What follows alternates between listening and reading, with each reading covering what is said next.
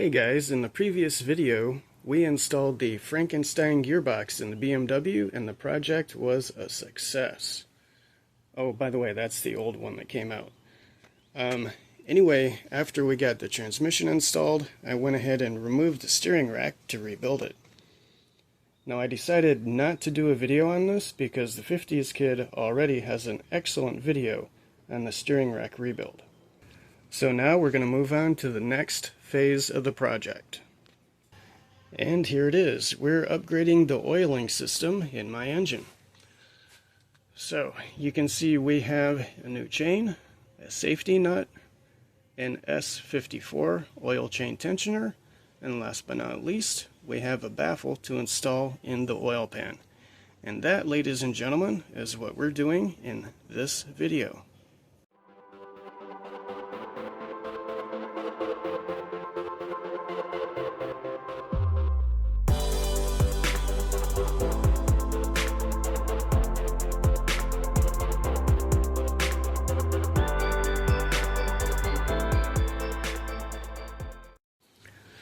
Okay, so obviously we need to get at the oil pump in the engine, and to do that we need to remove the pulleys and the serpentine belt from the front of the engine. We also need to remove the harmonic balancer, and to remove that we need to line up the mark on the balancer with that tab on the timing cover, and then we can insert the crankshaft holding tool into the flywheel. After the balancer is off and the pulleys and the water pump and the thermostat, then we can remove the timing cover and the oil pan. Oh, and I almost forgot, there are some bolts that go through the cylinder head down into the timing cover. So the valve cover also has to come off so I can access those bolts. Okay, the harmonic balancer is out. Now next I'm going to remove the valve cover. Now I'm doing this before I remove the oil pan because to remove the oil pan you need to install a fixture to hold the engine, and that's going to block access to the valve cover. So we're going to do this first. We're going to remove those bolts I talked about a moment ago, and then we will tackle the oil pan.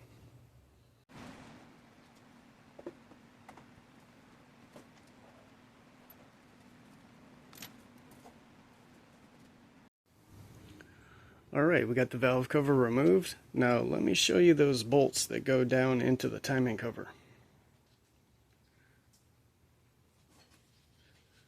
There's a total of 3 of them. One of them is buried way down in here. There it is, right there. Then there's a second one that's down in here. Let me get you another camera shot. Right down in there. And the third one is up here.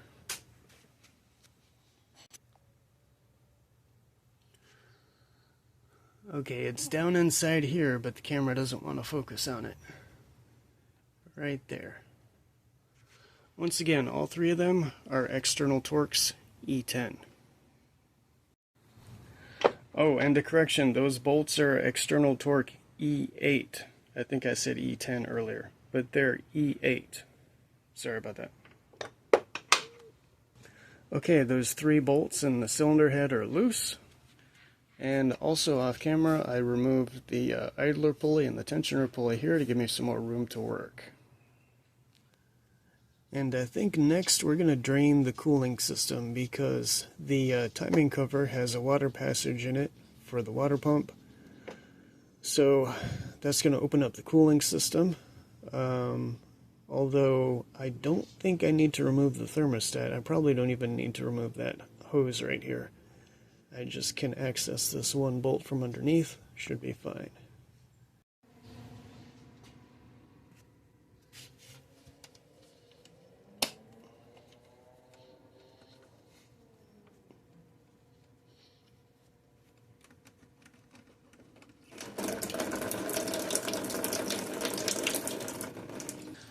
Okay, next I'm going to remove the water pump. Some of you may know this already, but to help remove the water pump you can take 2 of the pulley bolts, put them in these 2 threaded holes right there, and as you tighten the bolt, it'll push the pump right off of the timing cover.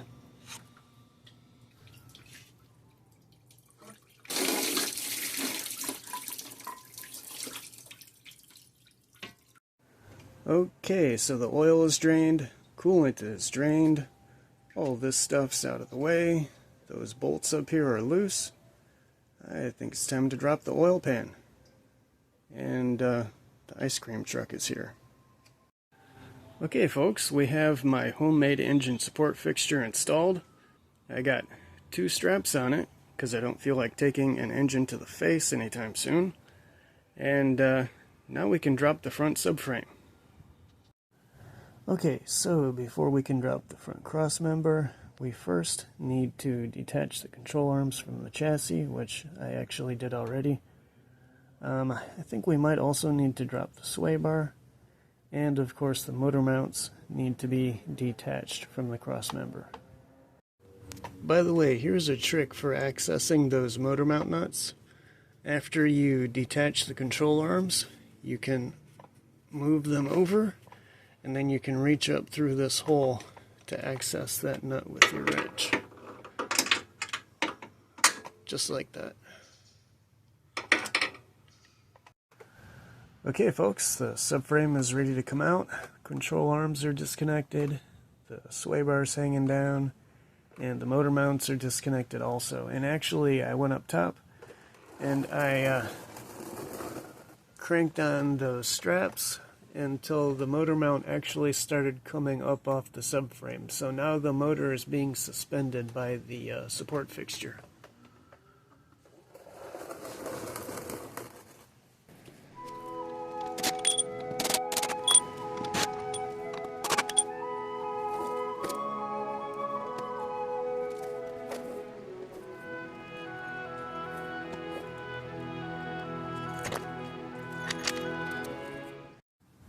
Okay, so now that the engine is suspended in midair, I do not want to get directly underneath it, just to be safe. And now, finally, we can remove the oil pan and the front timing cover. Okay, so I had a brain fart and I forgot that the power steering pump also needs to move out of the way, so I just did that. Take 2.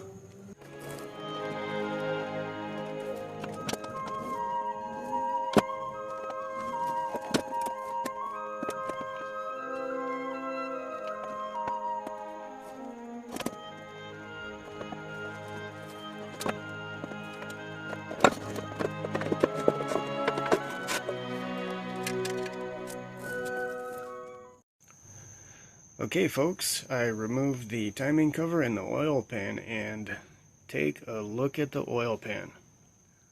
Wow. Now there is some moisture in there, there are some water droplets, probably the coolant that fell in when I removed the water pump. But I don't see any metal shavings, just a lot of dirt and grime. Unfortunately, this is what happens when you do an engine flush on a crusty old engine. All the deposits in the engine fall down into the oil pan. So before we can install our baffle, we're going to have to give this guy a thorough cleaning. Okay folks, it's been almost a week since I removed the oil pan from the engine. As Ian Malcolm said, life gets in the way. That's what he said, right? Anyway, like I mentioned earlier, this engine when I bought it was full of sludge. I did a pretty aggressive chemical engine oil flush on it, and it did remove most of the sludge, but of course some of that stuff ended up in the oil pan. So now I get to clean it out. And actually, I think I've got the perfect tool for this. Here we go.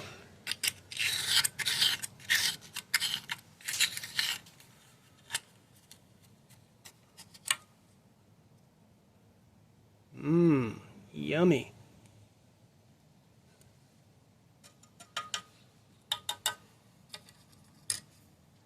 But seriously, I'm probably going to use the spoon to get the worst of it, and then I'll finish it up with some super clean. Now, we used the super clean on the valve cover when I installed the aluminum valve cover, and it did a great job cleaning that up. So I'm pretty sure it'll clean this up as well. Oh, and also, this, if you want to call it a baffle, it's more like a suggestion of a baffle.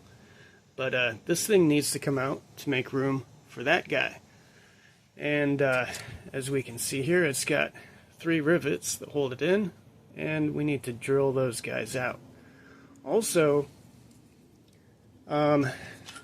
this baffle did not come with instructions, although I've seen people talk about spot welding it into the oil pan.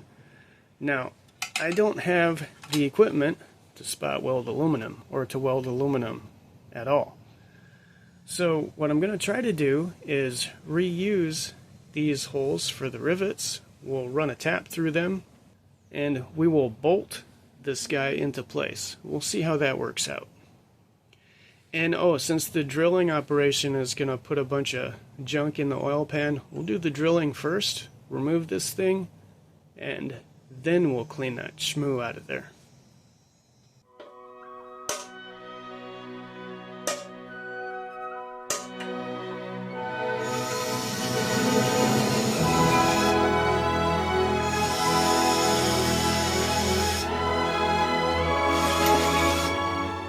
I don't think this thing is fully seated. Actually, there's a couple spots right here and right there where it looks like it needs to be filed down a little bit. So let me do that really quick. Okay, now I feel dumb. So I was trying to install this the wrong way. I was trying to put it this side in first, but actually that side needs to go in first over here. So, like this. Ta-da! And yeah, the rivet holes are going to work, or at least they line up. So I just need to drill a couple holes in this guy and tap those rivet holes, and we can bolt this guy in. Unfortunately, the spoon did not get very much of that. So, super clean, you're up. Hey guys, it's about that time. Time to do another giveaway. Once again, Super Clean has stepped up to the plate. Now, Super Clean is not a paid sponsor, but they do provide cleaning supplies to the channel, and I do appreciate that. And one of you guys can get some free cleaning supplies as well. If you want to win, you just need to follow 3 simple rules. Rule number 1, leave a comment to this video with Super Clean in the comment. Rule number 2, make sure your YouTube profile has an email address where I can contact you. You'd be surprised how many people forget this. And last but not least, rule number 3, you need to have a shipping address that's in the continental US. Okay, best of luck, and thanks again to Super Clean for the support. Okay, so that's what it looks like after the first wash, and we're making progress. Now keep in mind, this stuff was caked on pretty thick, so I don't think it's realistic to expect Super Clean to clean it all in one go. Some of that stuff was caked on so thick I had to use a putty knife and a screwdriver. Anyway, round 2.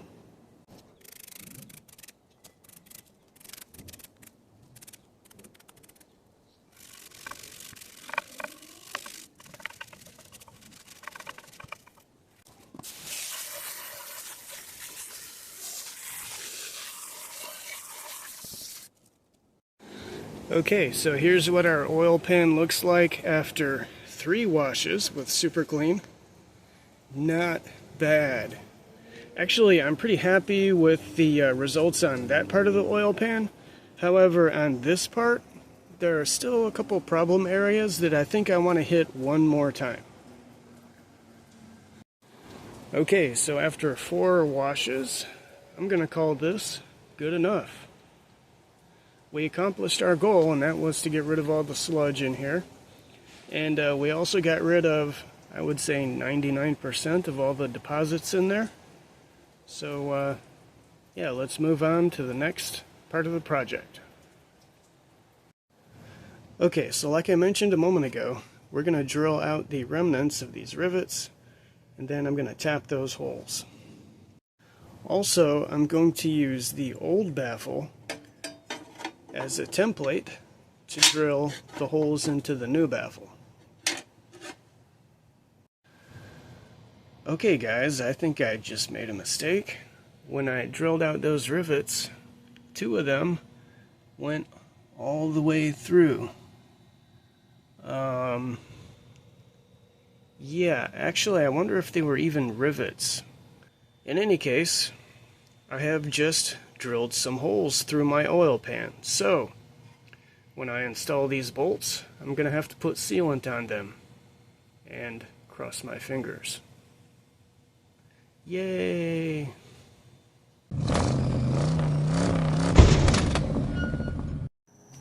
Okay guys, we got the new baffle installed.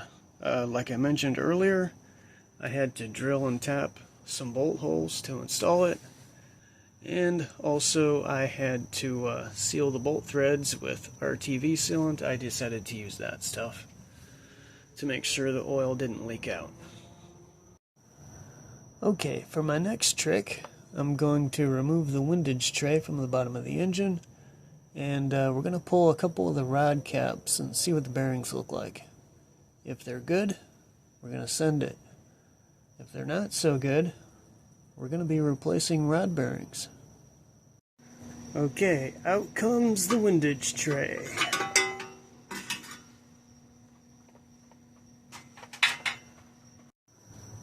Okay folks, cross your fingers.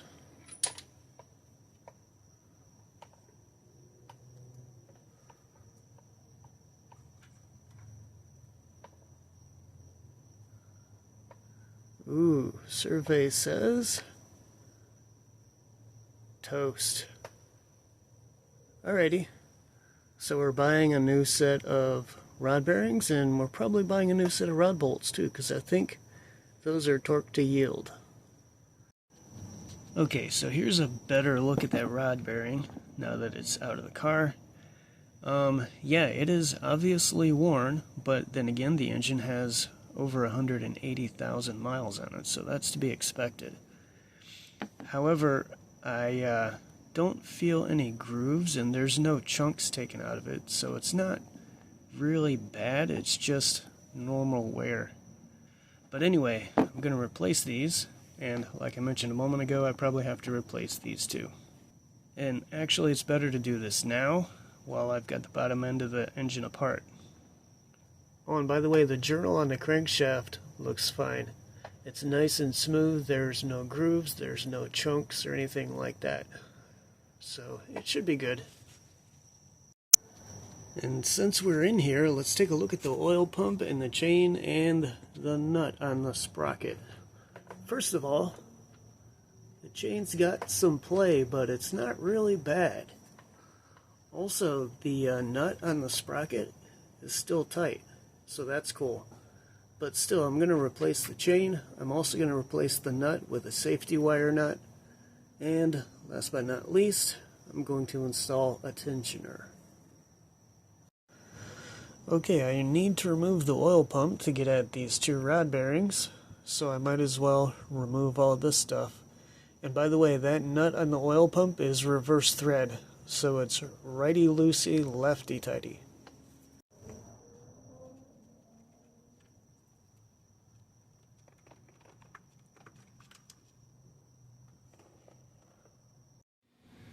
Okay, so we're skipping ahead a little bit. As they say, life gets in the way. Anyway, the next step in the project is going to be to remove the oil pump chain. Of course, the timing chain is in the way, so that has to come off first.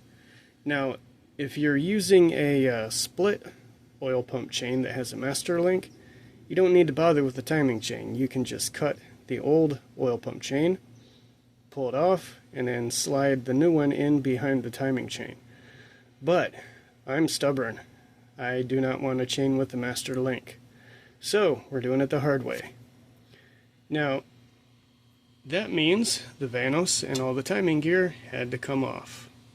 Now originally I tried doing this without removing the vanos. I tried pulling the timing chain tensioner, and I got both of the lower timing chain guides out of the way, and unfortunately that just did not make enough slack in the timing chain to get it off of the sprocket. So, vanos came off like I said. Now we've got enough slack here to get that chain off the sprocket, and then we can remove the oil pump chain as well.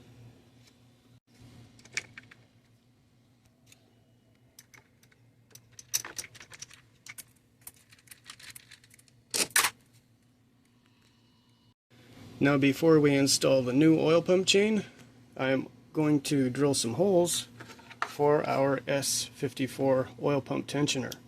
We're going to use this along with a new chain and a safety wired nut to make sure that our oil pump is going to survive. Okay, so like I mentioned a moment ago, the next step of the project will be to install the S54 oil chain tensioner. Now to do that, we're going to have to drill a couple holes in the engine block. One of the holes is going to be for the mounting bolt, and the other one is for the bolt that actually puts the tension on the spring. Okay, so the big question is, where do you drill the holes? Well, I found a YouTube video from a channel called Spank Ranch Garage. Yep, that's actually the channel name. And he gave us these dimensions for the two holes. Now we're measuring from the bottom corner, the bottom right corner of the engine block, and for one of the holes we're going 2 1/4 inches over and 3 3/16 inches up. For the second hole we're going 2 5/8 over and 4 3/8 inches up, once again from that bottom corner of the block. So we need to drill a couple holes with a 5mm drill bit, then we need to tap it with an M6 by 1mm tap. Also, these guys you can find on McMaster Car. Spank Ranch provided part numbers for these, but I'll put the part number in my video as well. Okay, so I'm going to take my drawing and glue it to a piece of cardstock, and we're going to use that as a template.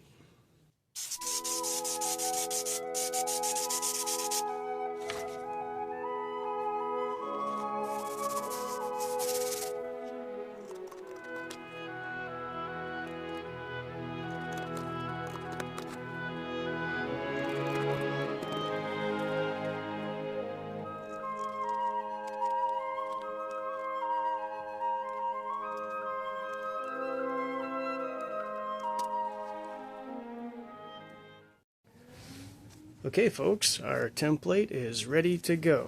Now you can see I cut out these two bolt holes with a razor blade, and then I poked these two holes in there with a pick. Now I can bolt this guy to the engine block using these two bolt holes, and then I can mark those two bolt holes on the block with a Sharpie marker. And then we get to drill some holes. Okay, so here we have our template installed on the block using those two timing cover bolt holes. Once again, we have the two holes here that we need to drill. We're just going to use our Sharpie to mark those, and we get to drill them out.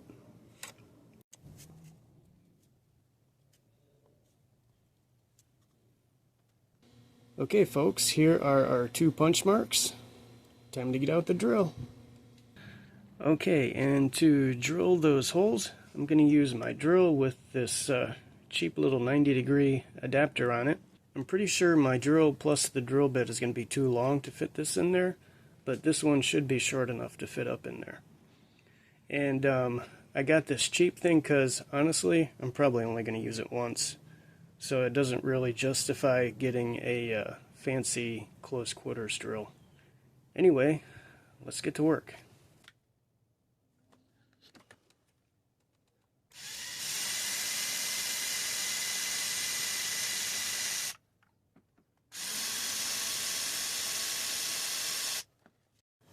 Okay folks, we got our holes drilled. Now let's run a tap through them. And by the way, I greased the tap.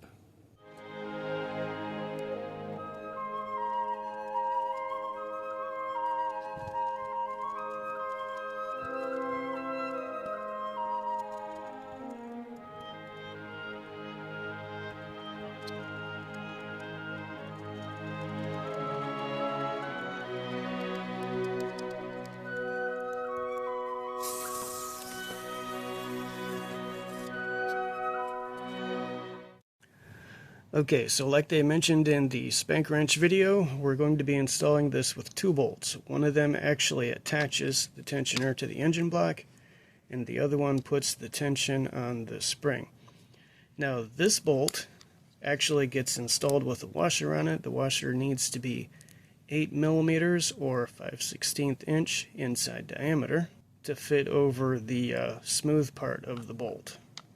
And it installs just like that.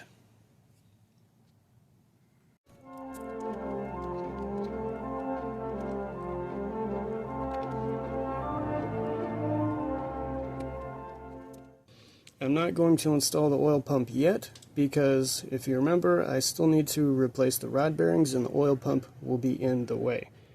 So instead, we're going to reinstall all the timing gear and the vanos and the timing chain cover and the damper so that we can manually rotate the engine and replace all those rod bearings. I'll go ahead and skip ahead to where all that stuff is done.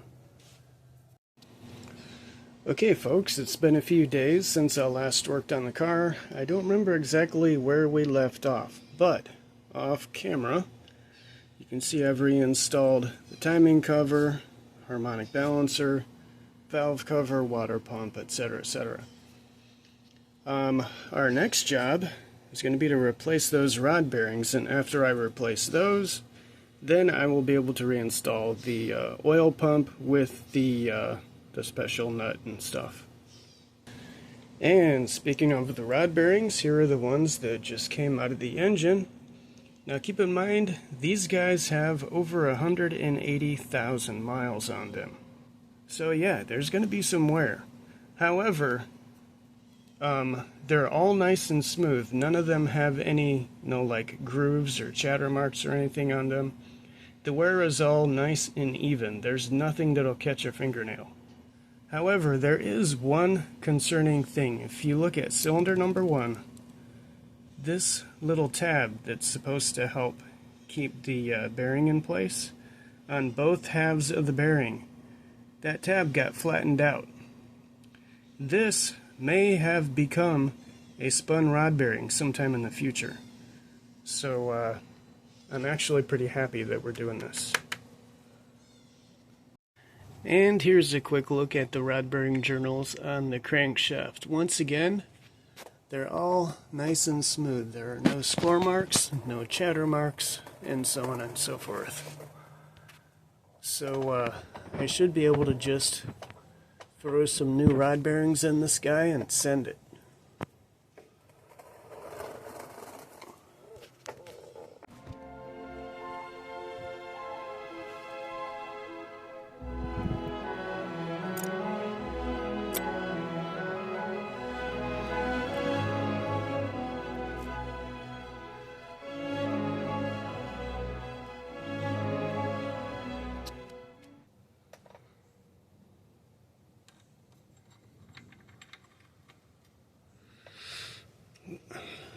I hope it sticks on there. Please stick. Okay.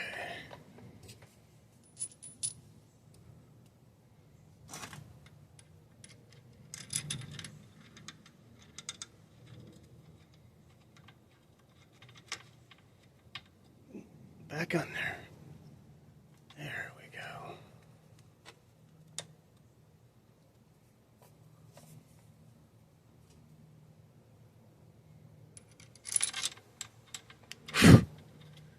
And of course the mosquitoes are all buzzing around my face now.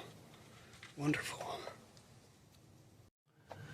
Okay, so according to the service manual, we need to torque the rod bolts in 3 steps. The first step is basically just to get them hand tight. The second step is to torque them to 15 freedom units. The third step is to rotate the bolt 70 degrees. Now I don't know about you, but I can't really guesstimate 70 degrees of rotation, so I bought this guy at a local hardware store. Let's see how that works out.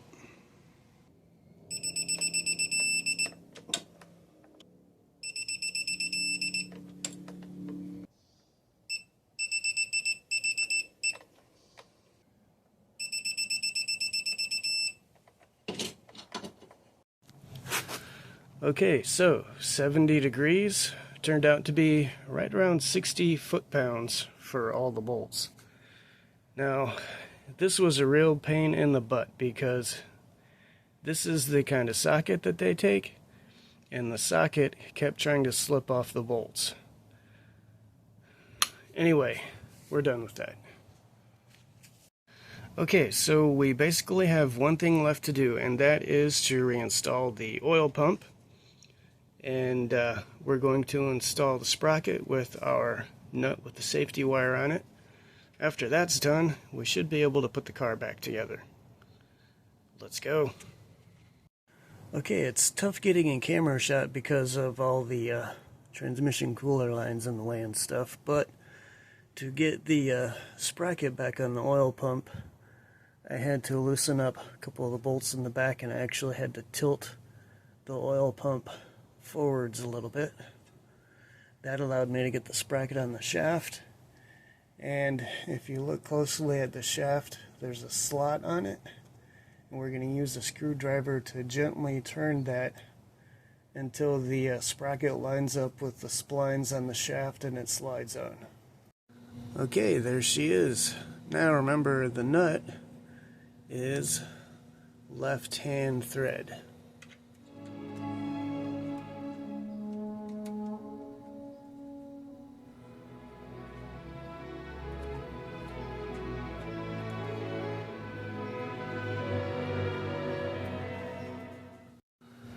Okay, since the nut tightens in that direction, you also want the safety wire to point in that direction.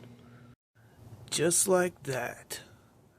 Now all we need to do is snip off that extra wire and we're done. Time to put the oil pan back on. Oops, I forgot about the oil pump pickup. Actually, it's got some junk in there, so I'm going to clean that out first.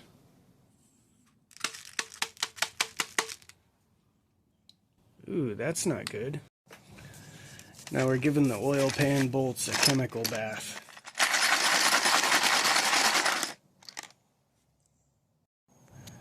Man, the mosquitoes are nuts today. I put on bug repellent twice already, and the mosquitoes are just like, whatever. So I think I'm going to call it a night. Besides, it's dinner time anyway. We will install the oil pan tomorrow. See you. Okay guys, it's the next day and the engine has assumed the party position. We have our homemade engine support keeping us in suspense. And we have the front cross member hanging out. So, it is time to install the oil pan. Oh, and just a quick note. There are a couple seams where you want to apply sealer. For example, up in the front, where the timing cover meets the engine block. Also in the back, where the carrier plate for the rear main seal meets the engine block. Just a little dab of sealer on each seam.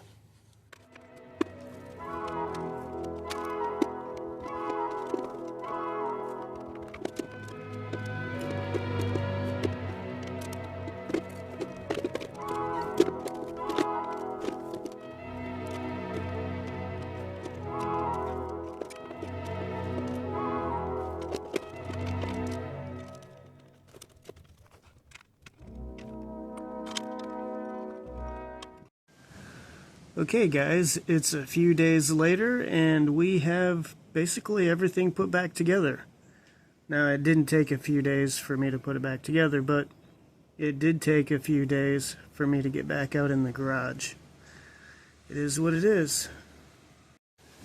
Now before we start the engine for the first time, I first want to prime the oil pump, and to do that I removed all the spark plugs. I also pulled the fuse for the fuel pump, so the engine has no spark and no fuel, and we're going to turn over the engine to also turn the oil pump until we see oil pressure.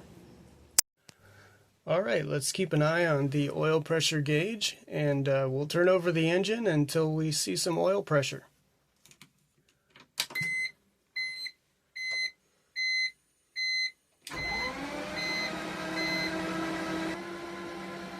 Oh, there's a little bit.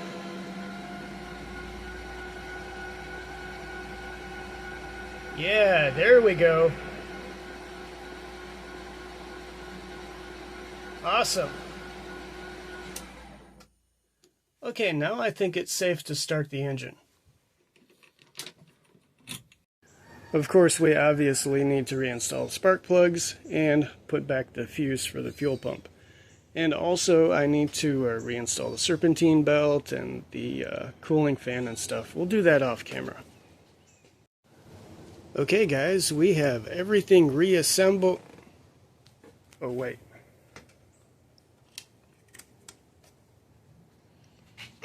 Okay, we have everything reassembled. It is time to start the engine.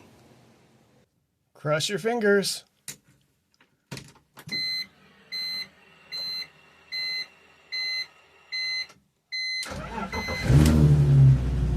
Hey! Let's check out the oil pressure. Very nice. Awesome. I hear a little bit of a lifter tick, but aside from that, the engine sounds great. So now we need to get this thing off of the jack stands and go for a drive. See you in a minute. Okay, so I was gonna take the car for a test drive, but then this happened.